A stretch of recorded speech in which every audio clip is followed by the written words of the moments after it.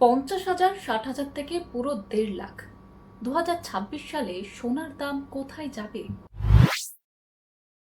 নমস্কার, আমি জহিতা। আপনি দেখছেন দ্য ফ্যাক্ট বুক। দেখুন, সোনার দাম কিন্তু শুধু ভারতের বাজারের উপর নির্ভর করে না। প্রথম হচ্ছে আন্তর্জাতিক বাজার। যেমন ধরুন, যুদ্ধ পরিস্থিতি যদি তৈরি হয়, এই মুহূর্তে যেরকম পশ্চিম এশিয়ার যুদ্ধ পরিস্থিতি, সেদিকে কখনো সোনার দাম বাড়ছে, কখনো সোনার দাম কমছে।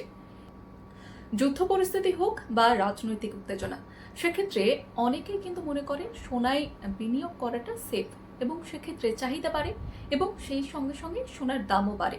যেমনটা এই মুহূর্তে পশ্চিম এশিয়ার যুদ্ধ পরিস্থিতি তৈরি হয়েছে, তবে সোনার দাম আমরা দেখেছি যে যুদ্ধ লাগার পর থেকেই ক্রমাগত নিচের দিকে নামছে। তবে বর্তমানে যে মার্কিন প্রেসিডেন্ট ডোনাল্ড ট্রাম্প, তিনি যেমনটা বলেছিলেন যে যুদ্ধ বিরতির একটা সম্ভাবনা রয়েছে এবং আলোচনার প্রসঙ্গ উঠেছিল, এবং সে কারণে আমরা দেখতে পাচ্ছি যে আবারও কিন্তু সোনা ঊর্ধ্বমুখী হতে শুরু করেছে। অর্থাৎ এই যে পশ্চিম এশিয়ার যুদ্ধ পরিস্থিতি তৈরি হয়েছে এবং গোটা বিশ্বের অর্থনীতিতে একেবারে ভাটা পড়েছে, এমনটা কিন্তু বলা যেতে পারে, তার প্রভাব পড়েছে। এবং সেক্ষেত্রে সোনার দামের এই যে ওঠানামা, সেই ওঠানামা কিন্তু অব্যাহত রয়েছে। 2 নম্বর কারণ হচ্ছে মুদ্রাস্ফীতি। আমাদের দেশে যদি টাকার দাম কমে যায়, সেক্ষেত্রে অনেকেই মনে করে যে এমন এক জায়গায় টাকা ইনভেস্ট করবে যেটা তাদের মূল্য কমে যাবে না এবং সেটা ঠিক থাকবে, সিকিউর থাকবে। সেক্ষেত্রে অনেকেই এই সোনা কেনাকে একেবারে সেফ ইনভেস্টমেন্ট মনে করে এবং সোনার চাহিদা বাড়ে এবং সোনার দামও বাড়তে থাকে। 3 নম্বর কারণ হচ্ছে ভারতের বাজারে চাহিদা।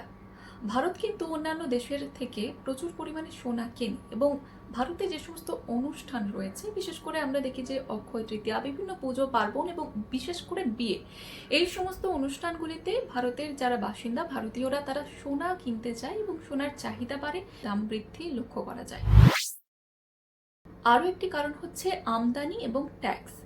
যেহেতু কিছুক্ষণ আগে আপনাদের জানাচ্ছিলাম যে ভারত বিভিন্ন দেশ থেকে প্রচুর পরিমাণে সোনা কেনে, সেক্ষেত্রে সোনা আমদানির ক্ষেত্রে ট্যাক্স লাগে এবং সেক্ষেত্রে সোনার দাম আরও বেশি বৃদ্ধি পায়। সোনার যে দাম, তার সঙ্গে যদি শুল্ক যোগ করা হয়, তাহলে সোনার দাম অটোমেটিক্যালি বেড়ে যায়।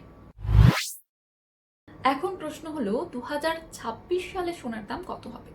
দেখুন, বছরের শুরুতেই আমরা কিন্তু দেখেছিলাম যে সোনার দাম এক ধাক্কায় অনেকটা বেড়ে গিয়েছিল, একেবারে প্রায় 2 লক্ষের কাছাকাছি পৌঁছে গিয়েছিল 22 ক্যারেট সোনার দাম, অর্থাৎ যে সোনা দিয়ে আমরা গয়না তৈরি করি।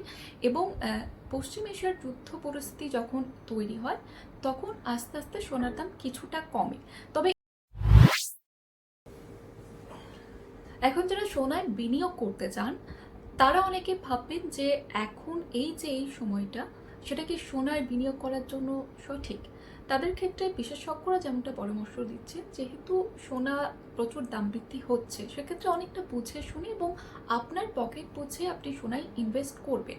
সেক্ষেত্রে যদি আপনারা দীর্ঘ সময়ের জন্য আপনারা যদি ইনভেস্ট করতে চান, তাহলে আপনারা ইনভেস্ট করতে পারেন। কারণ এই যে 2026, 2027 এবং পরবর্তীকালে সোনার দাম, যেমনটা বললাম আপনাদের কিছুক্ষণ আগে, যে বাড়বে।